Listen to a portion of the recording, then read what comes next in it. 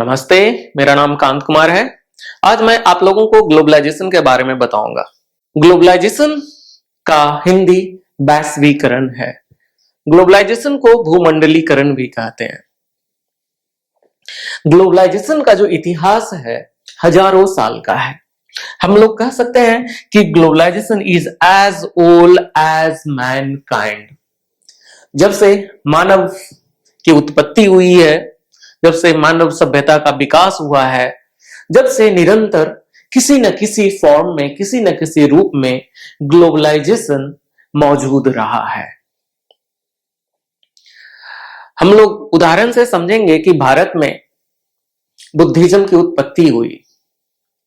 Buddhism की उत्पत्ति 2500 साल पहले हुआ और ये लगभग हजारों साल पहले, 2300 साल पहले अशोका बुद्धिज्म को दुनिया के भिन्न भिन्न भागों में पहुंचाया। अफगानिस्तान, श्रीलंका, तिब्बत, चाइना, जापान, बहुत सारे देशों में बुद्धिज्म का प्रचार हुआ। ये सभी को हम ग्लोबलाइजेशन के रूप में समझ सकते हैं। तो ग्लोबलाइजेशन का जो इतिहास है हजारों साल तक रहा है। तो ग्लोबलाइजेशन के विभिन्न प्रकार हैं, इसके बहुत सारे एस्पेक्ट्स हैं। तो एक कल्चरल ग्लोबलाइजेशन होता है, इकोनॉमिक ग्लोबलाइजेशन होता है। तो अभी वर्तमान समय में जिस ग्लोबलाइजेशन के फॉर्म का सबसे ज्यादा बातचीत होता है, जिस पर सबसे ज्यादा डिस्कशन होते हैं, वो इकोनॉमिक ग्लोबलाइजेशन पर होता है। तो जैसा कि अभी हम लोग जान रहे हैं, डेली न्यूज़पेपर में आ रहा है कि अभी देशों के बीच में ट्रेड वार चल रहा है।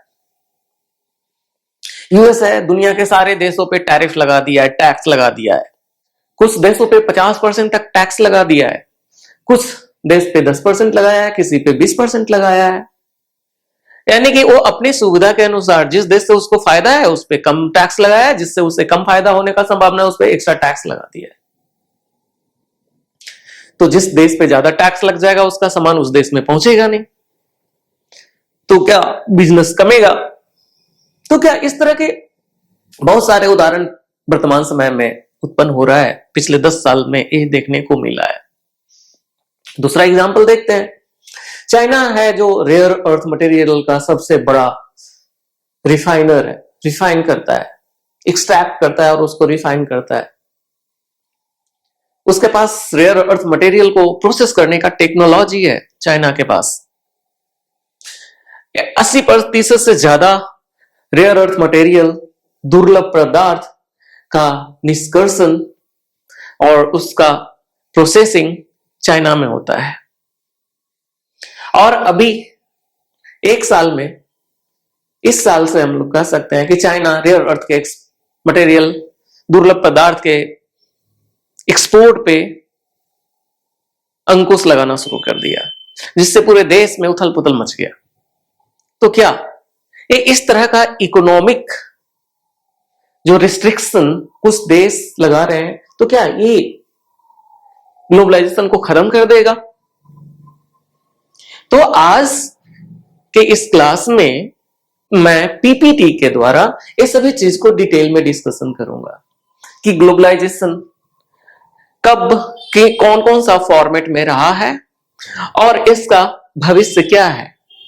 क्या ग्लोबलाइजेशन अभी राइजिंग में है या ग्लोबलाइजेशन अभी मर रहा है, खत्म हो रहा है। Is in modern time the economic globalization is dying a slow death? Here I have clearly mentioned economic globalization. A trade war economic globalization पे अटैक कर रहा है। तो एक तो इकोनॉमिक ग्लोबलाइजेशन है। So what is the future of economic globalization in near future? Is the tariff of Trump is killing globalization? Is the restriction of rare earth materials by China is killing globalization? So all these things we are going to learn in detail. तो सबसे पहले हम लोग एक term को समझेंगे कि आखिर एक ग्लोबलाइजेशन क्या है। ग्लोबलाइजेशन ग्लोब से बना है। ग्लोब का मतलब अर्थ। तो इस फोटो से हम ये समझते हैं कि एक ग्लोब पर के जितने भी लोग हैं वो अपना इकोनॉमिक प्रोग्रेस के लिए एक दूसरे से कोलैबोरेट कर रहे हैं और एक कोलैबोरेशन को ही ग्लोबलाइजेशन कहते हैं। इसका मतलब है कि the people of the world are coming together for their development. The meaning of globalization is coming together of the countries and nation. In globalization, world grows together and there is active exchanges of good, culture, custom and peoples between the countries. Through globalization, the product of one place is easily available for the more people or for the people of the other part of the globe. So these are the characteristics of globalizations. In the process of globalization, not only does an exchange of products and economic good take place, but also of services, knowledge, cultural goods, and even languages take place. तो हम लोग ये समझेंगे कि globalisation में सिर्फ product, commercial product का ही exchanges नहीं होते हैं। एक आदमी को दूसरे लैंग्वेज पढ़ना, वहां के कल्चर को समझना, ये भी पार्ट ऑफ ग्लोबलाइजेशन है। हम लोग वेस्टर्न क्लोथ्स पहन रहे हैं, it happen just because of globalization. आज हम लोग गली नुक्कड़ चौराहे पे नूडल्स खा रहे हैं। नूडल्स इंडिया का फूड नहीं है, ये चाइनीज फूड है। आज इंडिया में हर एक कॉर्नर पे फास्ट फूड के रूप में नूडल्स मिल रहा है। This happened just because of globalization. So globalization have a very vast scope and in modern world or in recent time, this world are coming together through the means of globalization. The world has become a small family because of the technology. Women through internet are connected to the each and every world. This connection or the chat we do with the people of the other country, this is also a globalization. So the scope of globalization is very broad. Scope जो globalisation का है बहुत ही बड़ा है।